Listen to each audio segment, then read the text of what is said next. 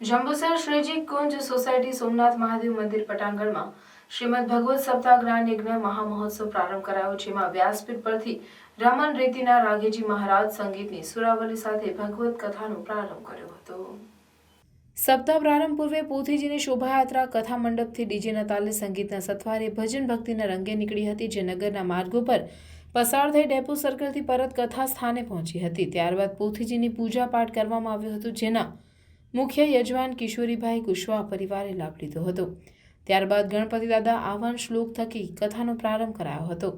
ઠાકોરજીની અસીમ અનુકંપાથી અનંત જન્મના પુણ્ય જ્યારે ઉદય થાય ત્યારે ભગવાનની કથા સંકીર્તનનો લાભ મળે છે। 84 લાખ યોનિમાં અતિ સુંદર માનવ યોનિ છે। દરેક વ્યક્તિ રામાયણનું પઠન કરવું જોઈએ। બલ વૃદ્ધિ, ધન વૃદ્ધિ બધા કરતાં જેમાં જ્ઞાન વૃદ્ધિ હોય તે મોટું કહેવાય છે। ભગવાન અનેક રૂપમાં છે। બાકી બિહારી દ્વારકાધીશ સચ્ચિદાનંદ કહી યાદ કર્યા અને તેનું મહત્વ સમજાવતા સુખદેવજી મહારાજે રાજા પરીક્ષિતને કથા સંભળાવેલી તે કથાનું મહત્વ પ્રસંગો સાથે સમજાવ્યું હતું। પોથી શોભાયાત્રા કથા શ્રવણમાં મોટી સંખ્યામાં ભાઈ બહેનો જોડાયા હતા।